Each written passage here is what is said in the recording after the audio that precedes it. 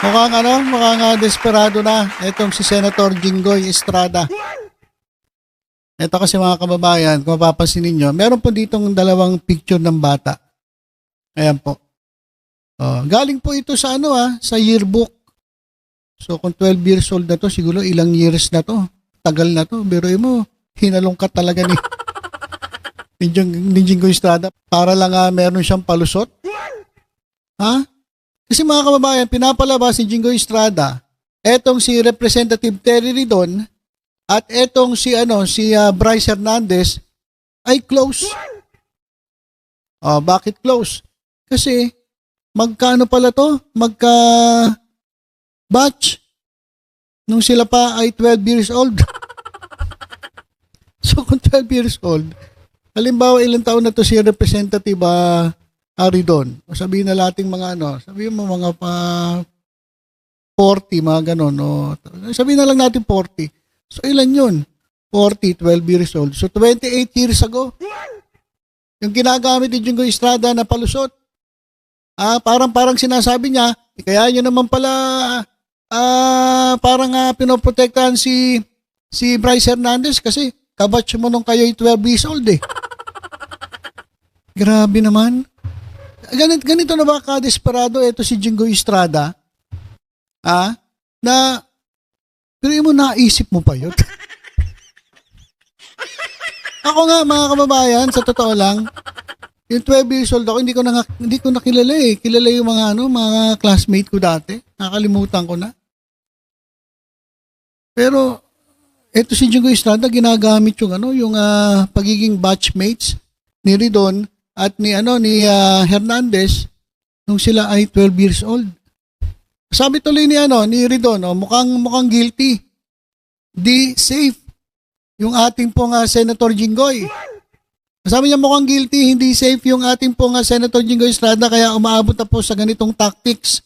Sa naman po tayo nakakita ng mga 12 years old boys yearbook, yung pong ginagamit niya po na ebidensya para mag-link po ng mga personalidad. So medyo katawa-tawa po yun, Senator Jinggoy. Nakakatawa talaga. Sobrang desperado. Ano ba yan?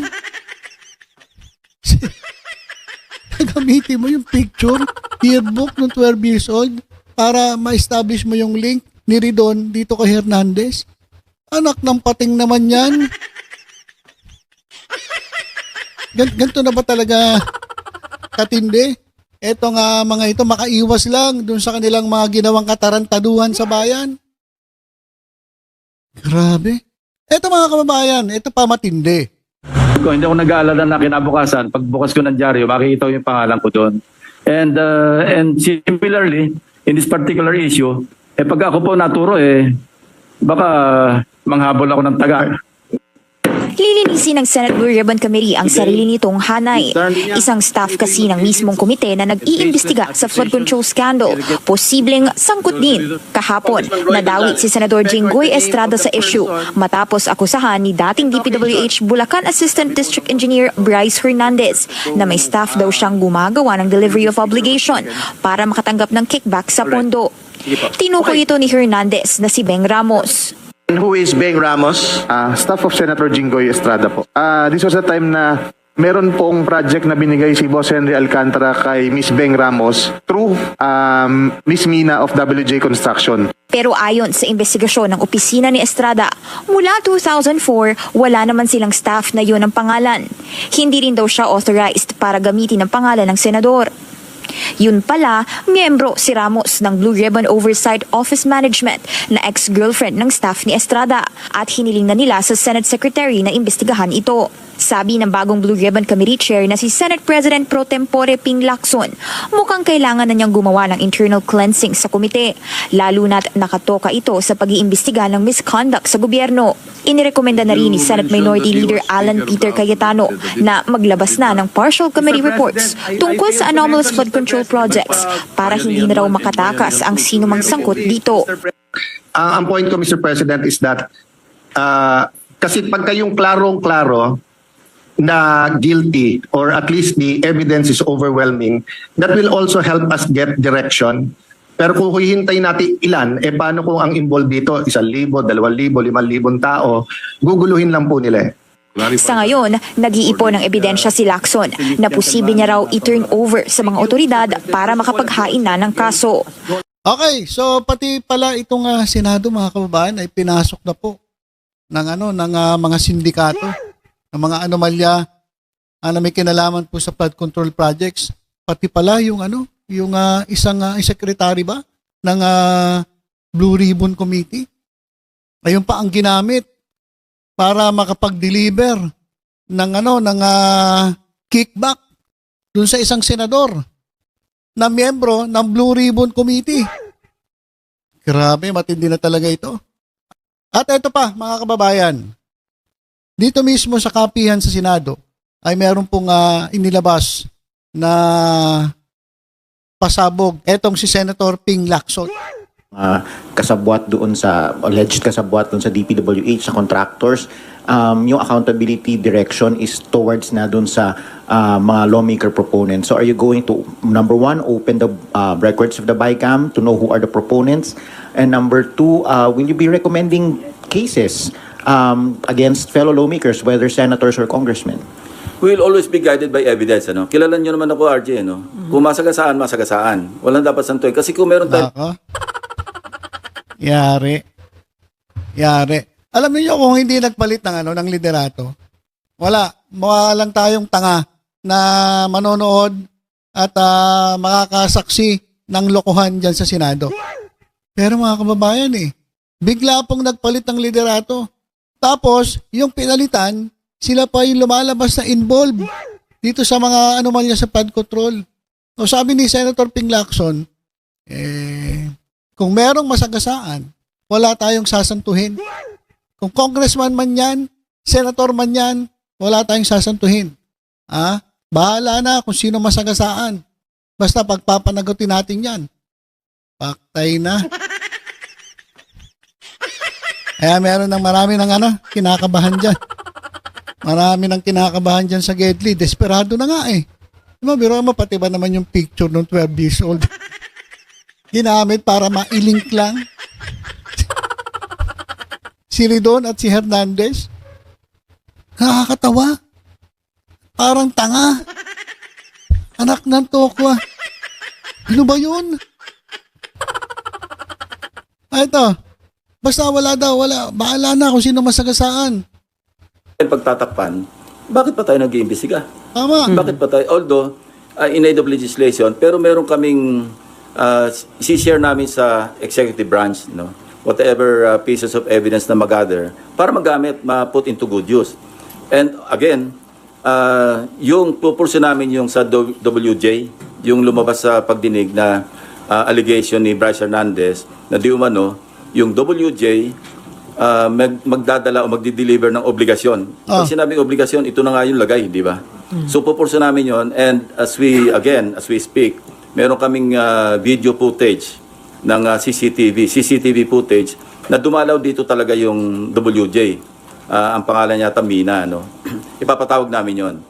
Kasi tatanungin namin, although may idea kami kung saan siya nagpunta rito, kaninong opisina ang dinalaw niya, pero ipapatawag namin para malaman natin kung kanino siya nagpunta. Nako. Talaga nanginginig na siguro. Sa sobrang kaba. Meron palang hawak na CCTV footage. Etong sila Senator Ping Lacson. Doon po sa WJ, sa construction company, na nagbibigay, yung binanggit ni Bryce Hernandez na nagbibigay ng kickback, SOP. O doon sa isang senador, o dyan sa Senado. So ano yun? Mismo doon diniliver sa Senate? Wow. Ganun ba yun? Ba't nagpunta ron? Baka may meeting lang naman. Kaya talaga samahan niyo mag-isip. Baka nag-meeting lang. Hindi naman siguro doon inabot yung milyon-milyon. Baka nag-meeting lang. Pero may hawak sila. Alam na nila Senator Ping Lacson kung sino yung pinuntahan. Pero mas maganda tanongin daw yung babae. Babae yung pangalan Kung anong ginawa niya dyan sa Senado at kung sino yung kinausap niya. Sinong office at sino yung kinausap niya para maliwanag. whether or not staff ng Blue Ribbon yung pinuntahan o legislator yung pinuntahan, edi magpaliwanag yung kapwa senador kung siya ay napuntahan. Bakit napunta rito yung WJ? And kung idudugtong mo, lawyers call this circumstantial evidence, di ba? Na although kung standalone, wala ka makokonclude.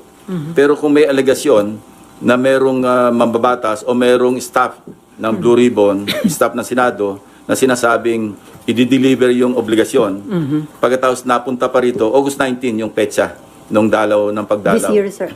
And we found out also, this year, 2025, recently lang, and we also discovered, kasi pinatingnan ko agad, kasi binanggit ni Bryce Hernandez, exact amount, nagbagsak di umano, and I'm saying this is just an allegation, di umano ni Senator Estrada sa Bulacan, doon sa first district man kung saan. So pinacheck ko agad sa General Appropriations Act kung meron bang insertion na nagkakahalaga ng 355 million pesos na intended para sa Bulacan. And we found one. Meron talaga insertion Nako. na wala sa House version pero lumabas ito doon sa Senate. after BICAM. So maliwanag na either sa Senate version or sa BICAM yun na insert. Now, we would like to find out, kasi alam nyo naman yung kalakaran sa budget deliberation dito. Hindi mo pwedeng matukoy. Ito nga yung lagi kong pinaglalaban na identify natin kung sino yung proponents ng mga amendments. Kasi kung walang record yon, paano matutukoy kung sino yung legislator, congressman man o senador na nag-insert o nag-amend? Walang record eh. Ang record lang dito is a piece of paper, whether toilet paper or yellow pad or yung stationery, minsan doon lang sinusulat. Ang may hawak nito, yung chairperson ng Finance Committee or yung Appropriations Committee chairman. Now, kung merong confirm na merong 355 million pesos na talagang nai-allocate para sa Bulacan. And we went further, meron ng 5 projects identified na na-award na, no? Out of the 355 million. Now, my team or my teams are checking kung ano yung status ng mga at least 5 projects na yon. Nako, iniimbestigahan na talaga. So, mukhang mauuna ata etong si Jinggoy Estrada. Pinaiimbestigahan na pala ni Senator Lacson eh. Sa staff niya, yung mga proyekto na galing po galing po doon sa allocation na 355 million ni Senator Jinggoy Estrada. Sabi ni Bryce Hernandez, 'di ba binanggit pa nga niya yung mga yung mga pangalan ng proyekto. So nakadetalye po yun doon.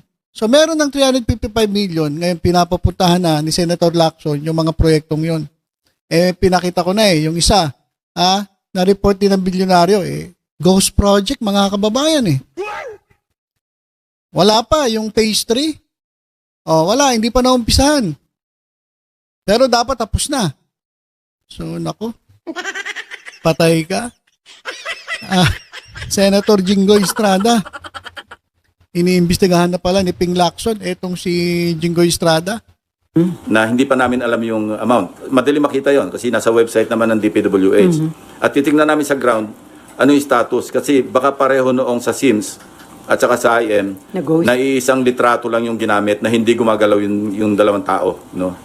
So titingnan natin yung kasi kung gano'n ang pattern sa First District Engineering Office ng Bulacan, posible na gano'n din ang ginawa dito kasi hindi pa naman sila nabubuko ng Mayo Di ba? Ngayon lang naglabasan ito. Kung magre-remedyo naman sila, kaya I'm free to announce it to you, hindi nila kayang gawin yung, kung halimbawa naghahabol sila, subukan nila yung 2 days na makasingil sila ng 46%. No? Hindi kaya yon physically. That's a physical impossibility. So maghabol man sila, kaya naming unahan, nga, kung ganun din ang pattern.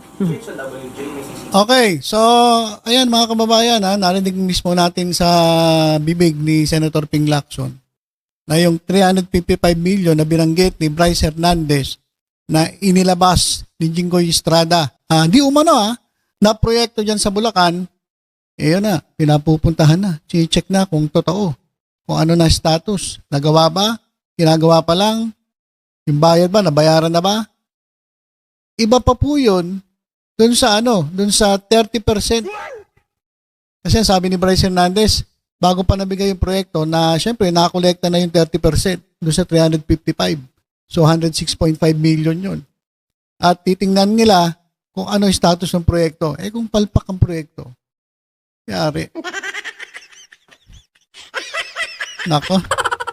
Kaya desperado na po etong si Senator Jinggoy, pati ba naman yung picture ng 12 years old ginagamit para makapag-establish ng link dito kay Ridon at dito kay Hernandez. Nakakatawa. Nakakatawa mga kababayan. Nakakatawa na nakakabwisit. Talaga mapapamura ka sa katarantaduhan na itong ilang mga opisyalis ng ating gobyerno na parang hindi na dadala. Walang kadala-dala.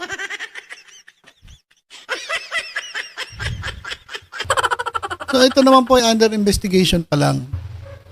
Pero wala po kasing usok kung walang apoy. Di ba? At sabi nga ni Ridon, mukhang guilty. Kasi pati ba naman yung grabe, nakakatawa naman yun. Para lang may mapakitang link. Kaya kinakampihan si Hernandez ni Ridon, dahil close daw. Close it yung dalawa. 12 years old pa yung picture. So ilang years? 28 years ago. Kung 40 sila. Parang tanga lang. So yan mga kababayan, ang update natin. Abangan natin kung ano na naman ang sasabihin neto ni Jinggoy Estrada. Mukhang maiipit dito itong ating senator. So ilan po muna, tutok